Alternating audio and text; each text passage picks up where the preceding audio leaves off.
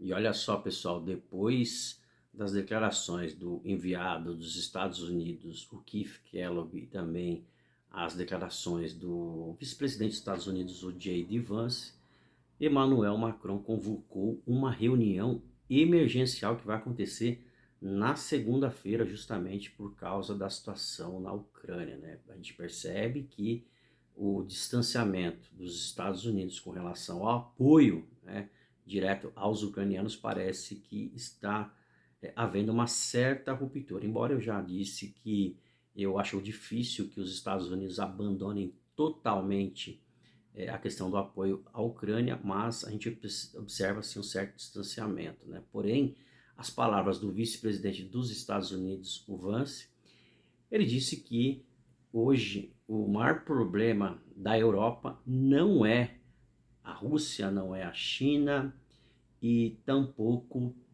outras situações. Ele alega que a situação fundamental com relação ao que é perigoso, né, ele disse que é prejudicial na Europa hoje, é justamente a liberdade de expressão. Né, ele bateu bastante nessa questão da liberdade de expressão e ele também disse a respeito das porteiras abertas, ou seja, a imigração totalmente descontrolada, né? E não só isso, né? O J.D. Vance ele falou que ele abre aspas, ele diz o seguinte, ó, quando vemos tribunais europeus cancelando eleições, devemos nos perguntar se estamos nos mantendo em um padrão adequadamente alto, né? Então ele já falou bastante a respeito dessa questão da censura, né? E ele também fala o seguinte, ó, durante anos fomos informados de que tudo o que financiamos e apoiamos é em nome de nossos valores democráticos. Ele falou bastante a respeito dos valores democráticos que os europeus estão esquecendo, isso na visão do J.D. Vance, né? Ele disse assim, nossos valores democráticos compartilhados, né? Tudo dessa nossa política para a Ucrânia, até a censura digital, é anunciado como uma defesa da democracia, né? Então ele disse que isso daí não é mais de forma adequada, né, pessoal? Ele repudia muito essas questões aí. Ainda fala o seguinte, ó, mas quando vemos tribunais europeus cancelando eleições e autoridades ameaçando cancelar outras, devemos nos perguntar se estamos nos mantendo em um padrão adequadamente alto. Realmente são declarações em que muitos, né, muitos analistas aí disseram que é um horror, não sei o que e tudo mais.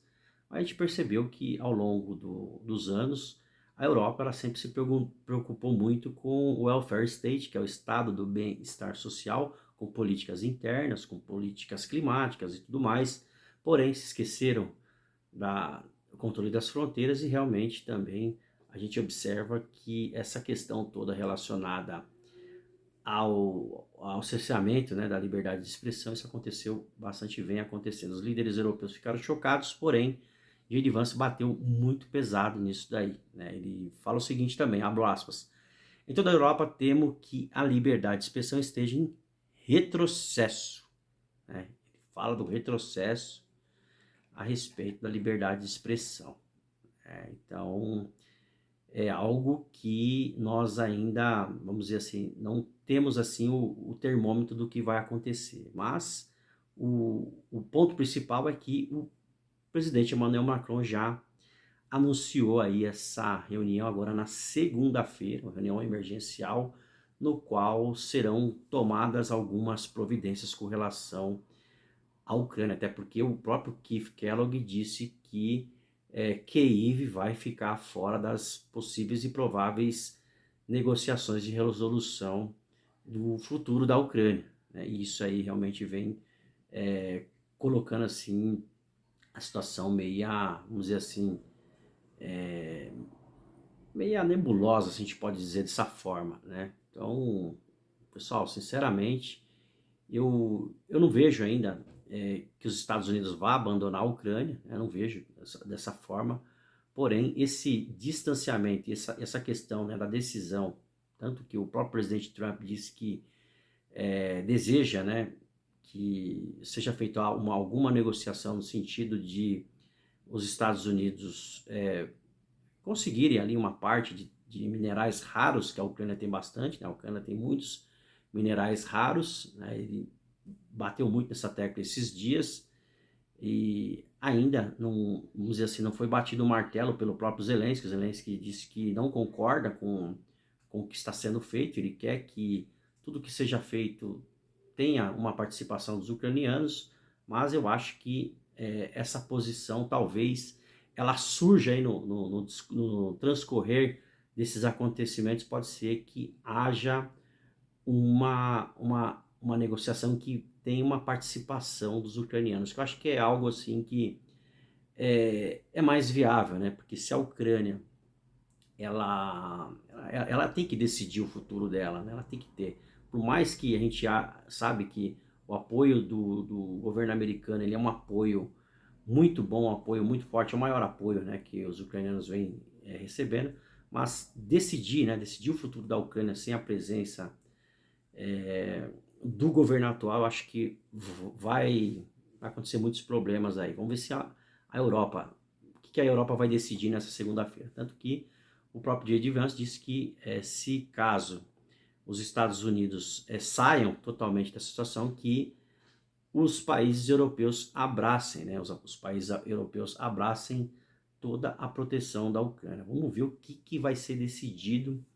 na segunda-feira nessa reunião. Será que vai surgir aí alguma questão no sentido de um apoio muito mais forte, um apoio militar? Porque a gente sabe, né, pessoal, porque os países que têm aí essa participação nesses interesses da Europa são países aliados, né? São países da OTAN.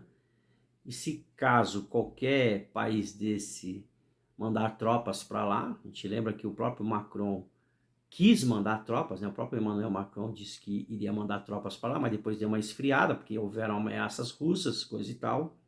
Mas se isso acontecer, vamos ver qual que vai ser a posição dos russos com relação a isso. Mas vamos ficar bastante atento aí essa semana diante desses novos acontecimentos, né? Vamos ver o que vai virar aí. Beleza, pessoal? Deixei esse vídeo aqui para esclarecer um pouco mais essa situação.